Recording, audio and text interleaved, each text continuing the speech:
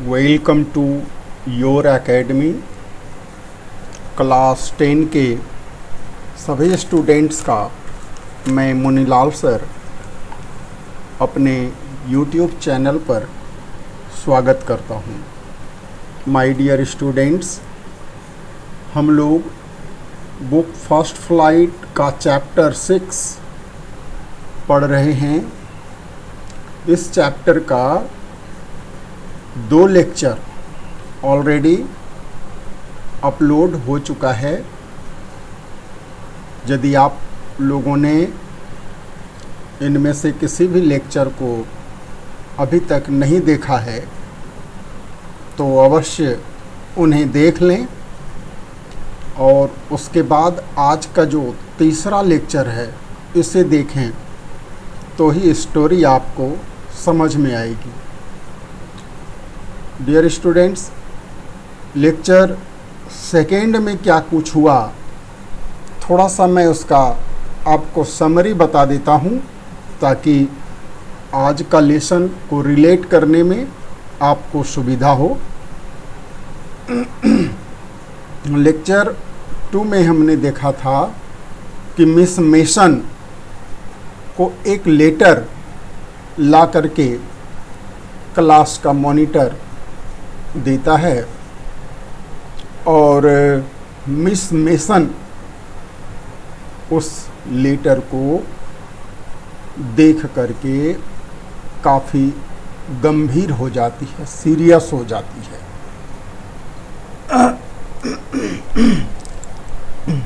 और इससे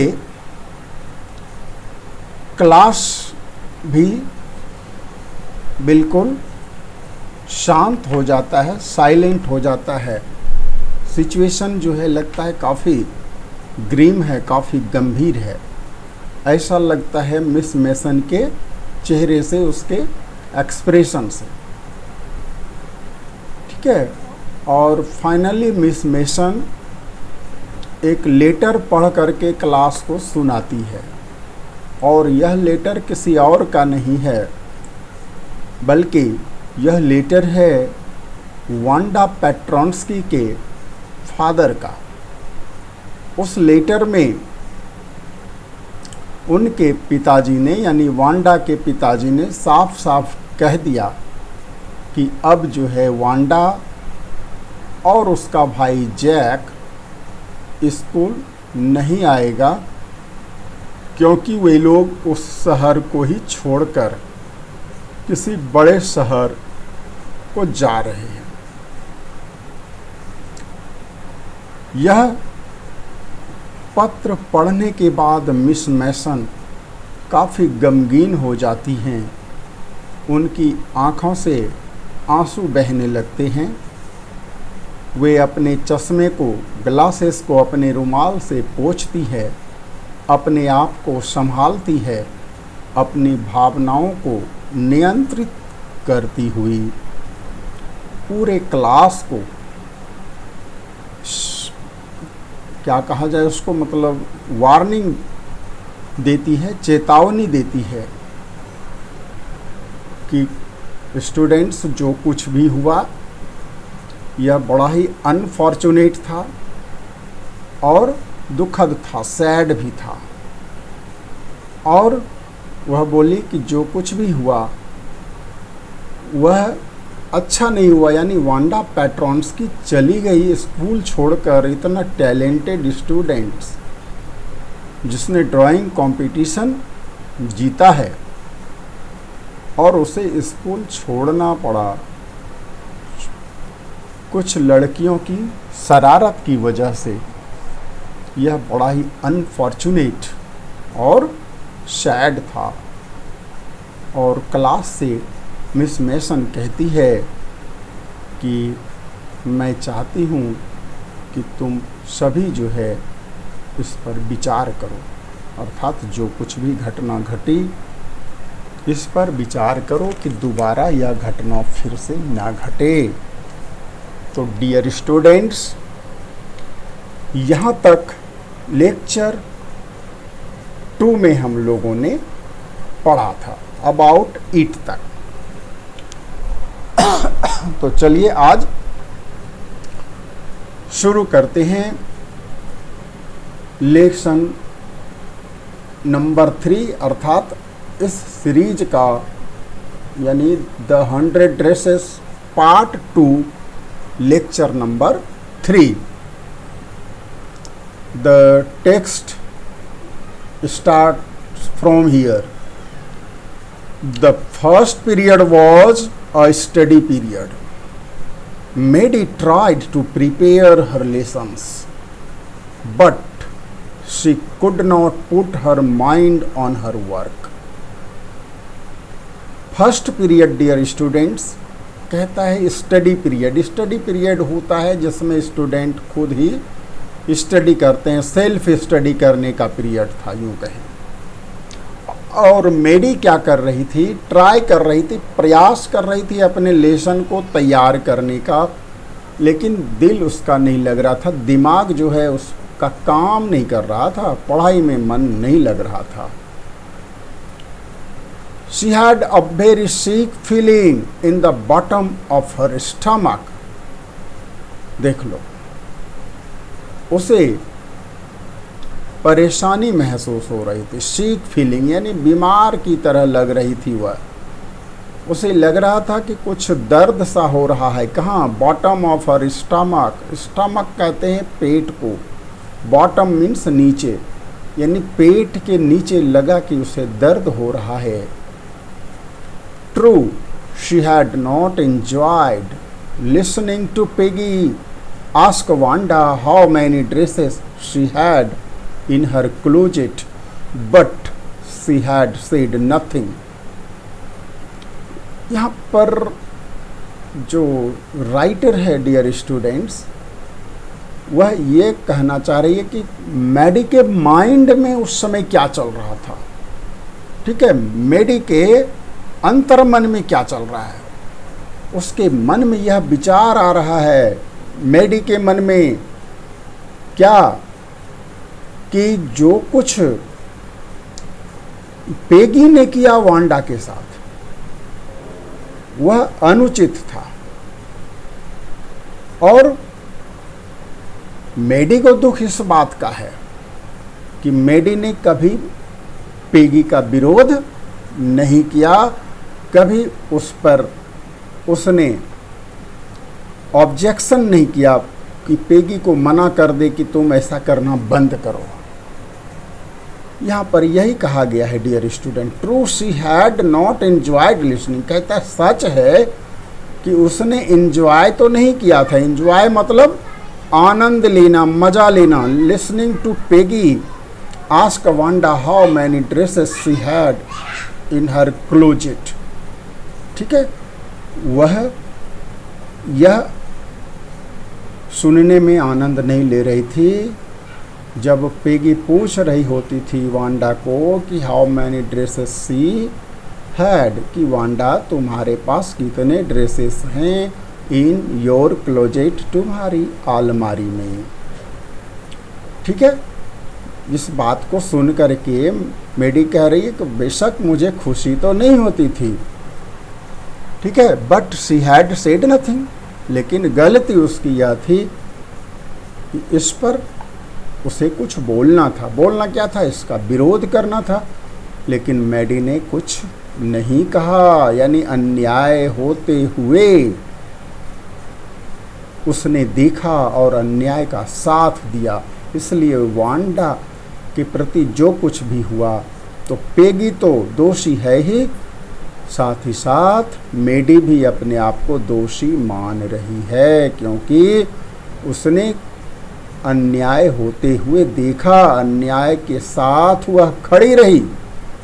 she had stood by silently. देखिए लिखा है ना, स्टूड बाय यानी साथ दिया उसने, साइलेंटली मतलब चुपचाप, मौन समर्थन उसने दिया, ये कह सकते हैं आप। ठीक है, मेडी ने चुप रह करके मौन समर्थन किया किसका? पेगी का। And that was just as bad as what Peggy had done. और कहता यह मौन समर्थन उतना ही घटिया था, उतना ही बैड था जितना पेगी ने किया। अर्थात पेगी जितनी दोषी है उतना ही दोषी मेडी भी है, क्योंकि उसने अन्याय का साथ दिया। Worse she was a coward. और इससे भी कहता है दुखद बात यह है, क्या सी वॉज ए कावर्ड, वह कायर थी, डरपोक थी। वह मेडी अपने आप को कह रही है कि मेडी डरपोक थी। At least Peggy hadn't considered they were being mean, but she Maddie had thought they were doing wrong. अब यहाँ पर राइटर यह कहना चाहते हैं कि मान लिया कि पेगी तो कंसीडर ही नहीं कर रही थी कि वह गलत कर रही है वांडा के साथ, लेकिन कम से कम वांडा को तो सोचना चाहिए था कि वे गलत कर रहे हैं। She could put herself in Wanda's shoes. Writer कहती हैं कि मेडी को वांडा की तरफदारी करनी थी, अर्थात वांडा का समर्थन करना था, उन्हें वांडा के साथ खड़ा होना था। ठीक है, यहाँ पर डियर स्टूडेंट्स एक जो है ना फ्रेज ये कहा जाए इसको, तो आप इसको ईडियम्स कहिए। ये जो है to put herself in Wanda's shoes. Shoes मतलब ऐसे जनरली जूते होते हैं, तो कोई अपने आप को जूते में नहीं रखता है किसी का। यहाँ पर जूते में रखने से मतलब हुआ कि वांडा का साथ देना, वांडा के साथ खड़ा होना। यानी राइटर कहती हैं क्या कि मेडी को किसका साथ देना था? वांडा का। Goodness wasn't there anything she could do.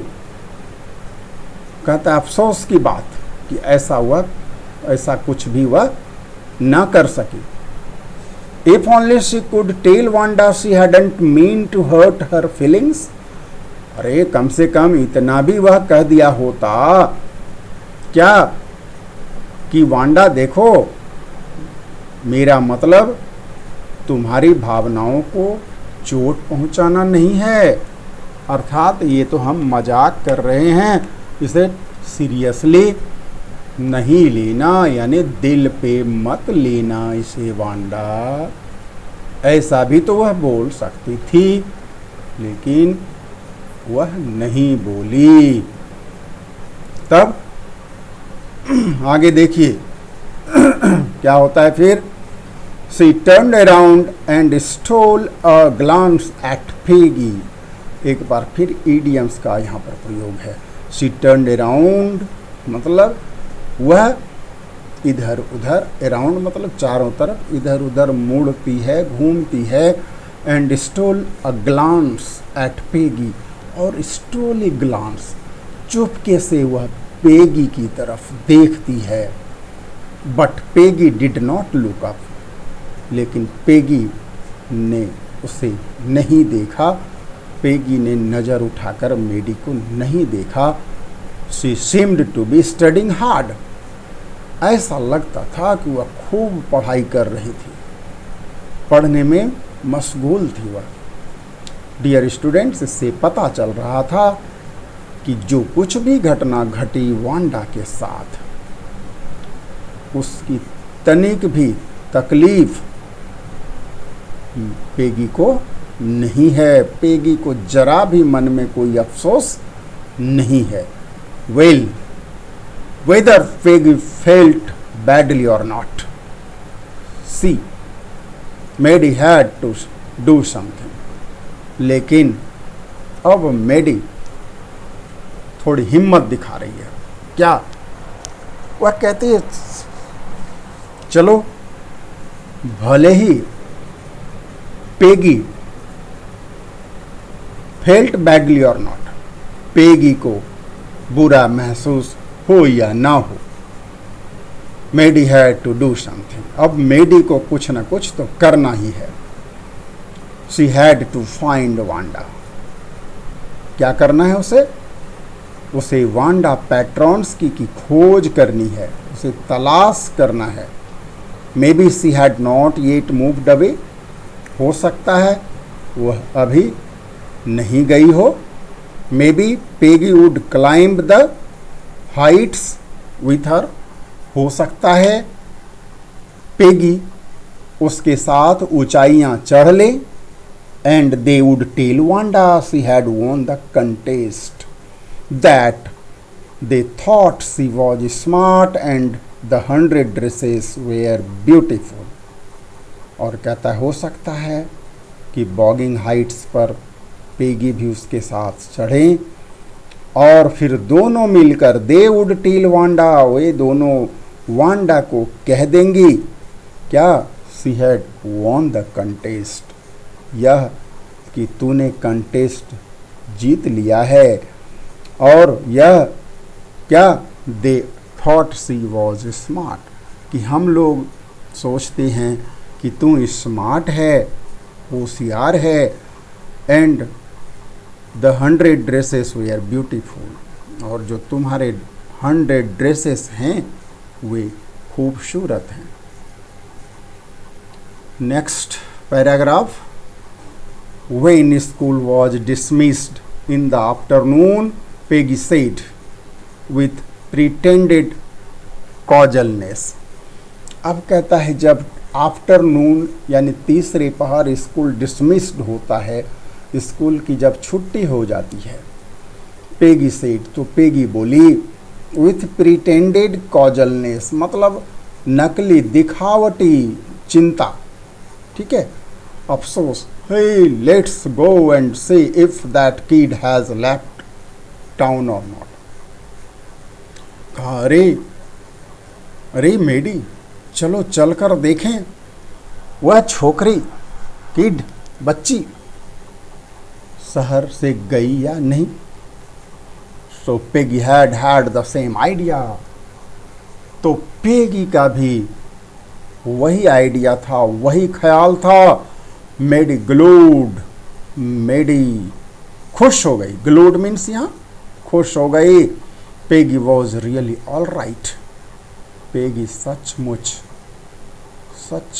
Peggy बिल्कुल अच्छी थी, बिल्कुल अच्छी है, ऐसा ख्याल आता है उसको। The two girls hurried out of the building up the street towards Boggins Heights. अब दोनों लड़कियां जल्दी से बिल्डिंग्स से निकलती हैं, घरों से निकलती हैं और चल पड़ती हैं उस सड़क की तरफ जो बोगिंग्स हाइट्स को जाती हैं। The part of town that wore such a forbidding air on this kind of a November afternoon, drizzly, damp and dismal. और कहता है शहर का वह हिस्सा था बोगिंग्स हाइट्स जो फॉरबिडिंग एयर यानी प्रतिबंधित क्षेत्र जिसे माना जाता था, यानी लोगों का उधर बहुत कम आवागमन होता था। और ख़ास करके नवंबर के तीसरे पहर के समय जबकि वहाँ पर वर्षा हो रही थी और काफ़ी गीली हो गई थी सड़क और धुंध सा छाया हुआ था, मौसम काफ़ी जो है बादल से घिरा हुआ जिसको कहते हैं डिस्मल। यहाँ पर कहता है डिस्पेयरिंग। यहाँ लेखक बता रहे हैं कि यहाँ पर डिस्मल और डैम्प का मीनिंग है वेट एंड सैड, ठीक है। और यहाँ पर है here expressing a state of hopelessness. यह जो मौसम है यह खास करके कहता है जो मेडी के मन में निराशा है, उस निराशा का सूचक है यह मौसम, कि मेडी के मन में जिस तरह निराशा है प्रकृति भी उसी तरह से निराश है, डैम्प है, डिस्मल है। Well at least said Peggy gruffly. अंत में पेगी बड़ी ग्रफली गर्व से कहती है I never did call her a foreigner or make fun of her name. कहा ना तो कभी मैंने उसे विदेशी कहा और न ही उसके नाम का मजाक उड़ाया। वास्तव में उसके नाम का तो मजाक नहीं उड़ाया था, बात तो सही है। I never thought she had the sense to know we were making fun of her anyway. अरे हैरान हूँ मैं, क्या आई नेवर थॉट, अरे मैंने तो कभी सोचा ही नहीं कि उसमें इतनी भी अकल थी। क्या we were making fun of her anyway, क्या कि इतना सेंस उसमें था टू नो कि वह जान सके क्या कि हम उसका मजाक उड़ा रहे हैं। I thought she was too dumb, मैंने सोचा था वह तो बिल्कुल डम है, बिल्कुल भोली है। डम मीन्स ऐसे गूंगी, यहाँ गूंगी तो नहीं थी वांडा, उसको कहो वो बिल्कुल भोली सीधी सादी। And gee look how she can draw, gee यहाँ पर ये एक्सप्रेशन ऑफ वंडर है डियर स्टूडेंट्स। गी अरे नहीं कहते हम लोग, अरे देखो look how she can draw, वह कितना अच्छा ड्राइंग कर सकती है। मेडी कुड से नथिंग, मेडी कुछ नहीं बोल पाई। I thought she was too dumb, sorry फिर वहीं चला गया था मैं। All she hoped was that they would find Wanda, उसे तो केवल एकमात्र उम्मीद, केवल वही सोच उसके दिमाग में चल रहा था कि किसी तरह वह वांडा को पाले। She wanted to tell her that they were sorry they had picked on her, Maddie उससे कहना चाहती थी, क्या माफ़ी मांगना। टू टेल सॉरी मतलब टू से सॉरी मीन्स माफ़ी मांगना। यहाँ पर किस बात का माफ़ी, कि they had picked on her, कि हम लोगों ने पिक ऑन हर मतलब किसी का मजाक उड़ाना, कि हमने तुम लोगों का यानी तुम्हारा वांडा का मजाक उड़ाया था, इसके लिए हमें खेद है, अफसोस है। And how wonderful the whole school thought she was, और यह कहना चाहती थी कि वांडा तुम्हारे बारे में तो पूरा स्कूल यह सोचता है कि तू बड़ी ही वंडरफुल है, बहुत ही कमाल की लड़की है तुम। And please not to move away and everybody would be nice, और यह रिक्वेस्ट करना चाहती थी कि वांडा प्लीज शहर छोड़ के ना जा, और सब अच्छे हो जाएंगे, सब सुधर जाएंगे, एवरीबडी वुड बी नाइस, ठीक है।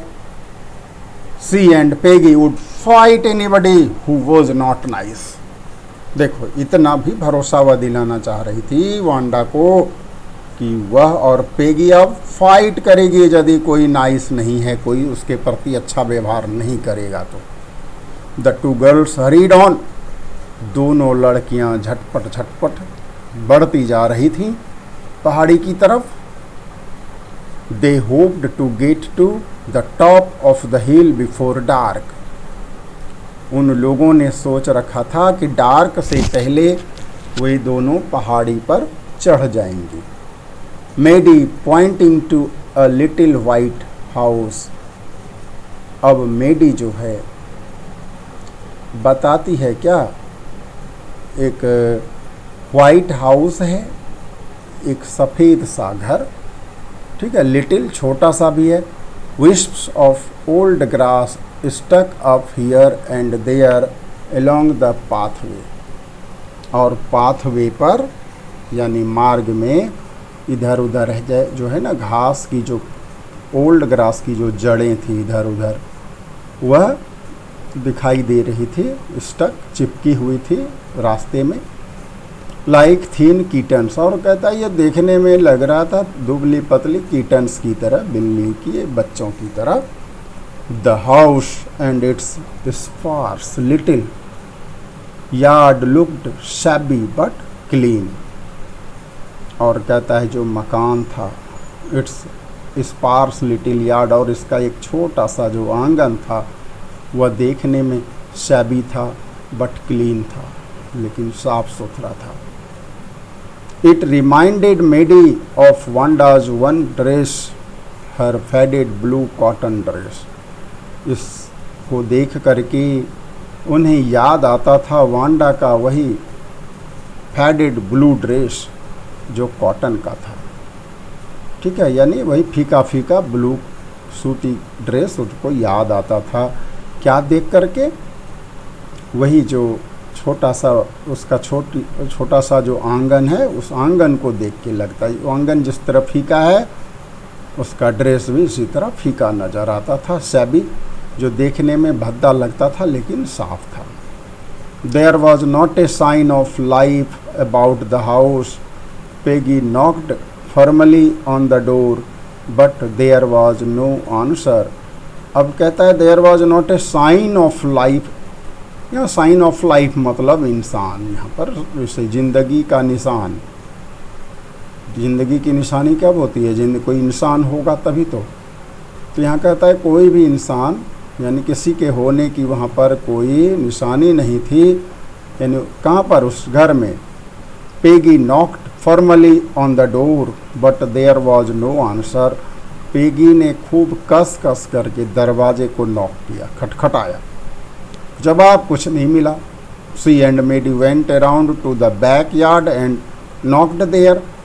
दोनों फिर पीछे के प्रांगण की तरफ जाकर दरवाज़ा खटखटाती है। She still there was no answer. कहता है फिर भी कोई जवाब नहीं मिला।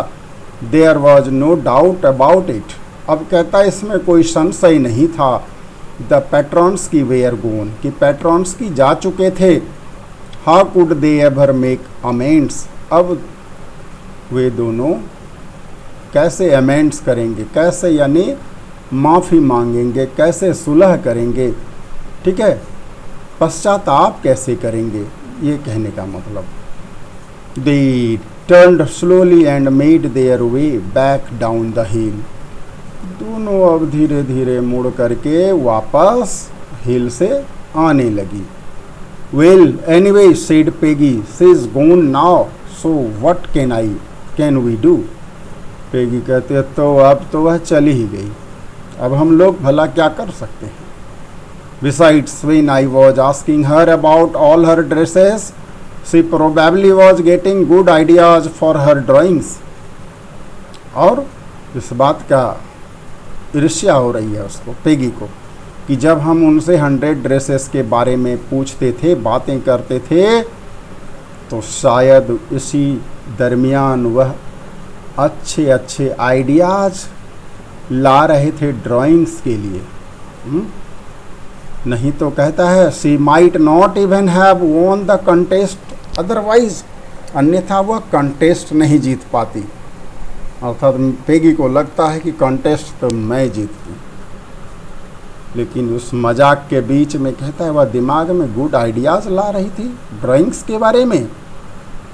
मेडी turned this idea carefully over in her head. ठीक है, और मेडी ने इस आइडिया को, पेगी के इस विचार को ठुकरा दिया बड़ी सावधानी से। For if there were anything in it she would not have to feel so badly. कहता है नहीं, ऐसा नहीं था, यानी वांडा ऐसी नहीं थी। यदि उनके दिमाग में ऐसी कोई भावना होती तो फिर इतनी बैडली फील नहीं करती वह। इस मजाक को वह इतना खराब, इतना दुखद नहीं मानती, यानी दुख नहीं होता उसको इस मजाक का। ठीक है, but that night she could not get to sleep. लेकिन उस रात वह सो नहीं सकी। कौन? Maddie. She thought about Wanda and her faded blue dress and the little house she had lived in. रात भर वही सोच रही है, उसका छोटा सा फेडेड ब्लू ड्रेस और छोटा सा घर जिसमें वह रहा करती थी। And she thought of the glowing picture those 100 dresses made all lined up in the classroom. और वह वांडा के बनाए हुए 100 ड्राइंग्स को सोच रही थी जो क्लासरूम में लटकी हुई थी। At last Maddie sat up in bed and pressed her forehead tight in her hands and really thought। अंत में वांडा काफ़ी बेचैन है। देखो उठकर बेड पर बैठ जाती है, अपने हाथों से अपने कपार को, फोरहेड को, ललाट को दबाती है और रियली वह सोचती है। This was the hardest thinking she had ever done. कहता है जिंदगी में पहली बार इतनी गंभीर चिंतन वह कर रही थी। After a long long time she reached an important conclusion. बहुत देर बाद वह एक अहम निष्कर्ष पर पहुंची। क्या? She was never going to stand by and say nothing again. निष्कर्ष यह कि अब मैं किसी की तरफदारी नहीं करूंगी, किसी के साइड में नहीं रहूंगी, किसी का पक्ष नहीं लूंगी और न ही मैं कुछ बोलूंगी। If she ever heard anybody picking on someone, कहा यदि मैंने सुना किसी को छेड़ते हुए या किसी के साथ अन्याय होते हुए, पिकिंग ऑन मतलब अन्याय होना किसी के प्रति, ठीक है, या ट्रीटिंग समवन अनकाइंडली, किसी के साथ बेरुखा व्यवहार करना, ठीक है, अनफेयरली मतलब जो फेयर नहीं है, अनुचित व्यवहार जिसको कहते हैं, क्रिटिसाइजिंग देम मतलब किसी की निंदा करना, आलोचना करना का ऐसा यदि होता है किसी के साथ तो मैं अब कभी इसे बर्दाश्त नहीं करूंगी, ठीक है, because they were funny looking or because they had strange names. और ये छेड़छाड़ इसलिए कि किसी का या तो देखने में शक्ल सूरत फनी है या उसका नाम स्ट्रेंज है, विचित्र है। तो इन बातों पर यदि कोई किसी को छेड़ता है, किसी के साथ अन्याय करता है, बेरुखा व्यवहार करता है, तो मैं क्या करूंगी तब? पेगी। मेडी ऐसा सोच रही है क्या? Even if it meant losing Peggy's friendship, भले ही फ्रेंडशिप खत्म हो जाए पेगी के साथ। देख लो अब हिम्मत आ रही है उसमें। नहीं, सी वुड, यहाँ पर एक लाइन छूट गई थी, सी वुड स्पीक अप, ठीक है। ये मेडी डिसाइड करती है कि अब मैं स्पीक अप यानी मैं अब विरोध करूँगी, ठीक है। विरोध किस बात का? किसी के प्रति यदि अन्याय होता है, अनुचित व्यवहार होता है, किसी के प्रति यदि कोई अनफेयर क्रिटिसाइजिंग हो रहा है यानी अनुचित आलोचना किसी की हो रही है, तो वह स्पीक अप करेगी यानी उसका विरोध करेगी। और कहता है भले ही इसका मतलब है पेगी की दोस्ती खत्म, तो हो जाने दो, जाने दो, दोस्ती जाए भाड़ में। अब मैं ये अन्याय जो है बर्दाश्त नहीं करूंगी। She had no way of making things right with Wanda. कहा अब मेरे पास वांडा के साथ इंसाफ करने का और कोई दूसरा रास्ता नहीं है, ठीक है। थिंग्स राइट विथ वांडा का मतलब यहाँ इंसाफ करना, ठीक है, न्याय करना जो कहो। But from now on she would never make anybody else that unhappy again. लेकिन आज के बाद से मैं किसी को भी अनहैप्पी होने नहीं दूंगी। तो डियर स्टूडेंट्स, ये रहा आज का लेसन और उसके बाद एक लेसन इसका और बनाना पड़ेगा, अभी बहुत लंबा टेक्स्ट बचा हुआ है। तो मिलते हैं फिर अगले वीडियो में। तब तक देखते रहिए योर एकेडमी चैनल। मेरे वीडियो को लाइक करें, शेयर करें और चैनल को सब्सक्राइब करें। Thank you. जय हिंद, जय भारत।